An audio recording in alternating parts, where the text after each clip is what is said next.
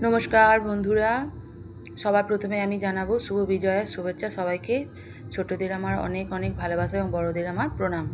তো আজকে আমি ডিনারে কি করছি দেখো। আজকে ডিনারে করছি আমি সমস্ত সবজি দিয়ে আর চিকেন দিয়ে একটা পাতলা ঝোল। আমি স্টু করবো বলেছিলাম, কিন্তু আমার হাজব্যান্ড বললো যে আমি স্টু খাবো না। তো আমি সেই স্টুটাকেই ঘুরিয়ে ফিরিয়ে ঝোল বলে চালাবো, কিন্তু একটু অন্যরকমভাবে করবো। আর তার সাথে করবো আমি ওটসের রুটি। তো সেই জন্য আমি আগে ওটসগুলোকে মিক্সার গ্রাইন্ডারে ভালো করে গুঁড়িয়ে নেব। আমি যতটুকু রান্না করি আমি ততটুকুই গুঁড়িয়ে নিই। দেখো তো কি সুন্দর একদম পেশাই হয়ে গেছে, মিহি করে হয়ে গেছে। এবার এটাকে আমি ভালো করে মাখবো। তবে গমের আটার মতো, কিন্তু ওটসের আটার ক্ষেত্রে একটু, গুঁড়োটার ক্ষেত্রে একটু অন্যরকম। কারণ এটা যখন মাখবো আমি, তখন হাতটা আমার একটু চ্যাটচ্যাট করবে, একটু চ্যাটচ্যাটে ভাব থাকে, যেটা গমের আটার ক্ষেত্রে থাকে না। তো আমার ওটা মাখা শুরু করার আগে আমি একবার দেখলাম যে না, কড়াইটা ভালো করে আরেকবার নেড়ে দিই, না হলে তলায় লেগে যাবে।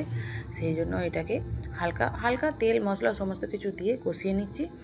আর এদিকে আমার মাখা কমপ্লিট। 4টে ডেলি আমার কাটা হয়ে গেছে। একটু কাছ থেকে দেখাই, দেখো গমের আটার যে ডেলি হয় আর এটার মধ্যে অনেক তফাৎ। তো আমার 4টে রুটি হয়ে গেছে। এগুলো কিন্তু খাওয়ার সময় আপনি একদমই বুঝতে পারবেন না যে আটা রুটি আর ওটসের রুটির মধ্যে অনেক বেশি তফাৎ। একই রকম প্রায় খেতে, স্বাদটা হয়তো একটু সামান্য তফাৎ। আমার এদিকে মাংসের ঝোলটাও রেডি।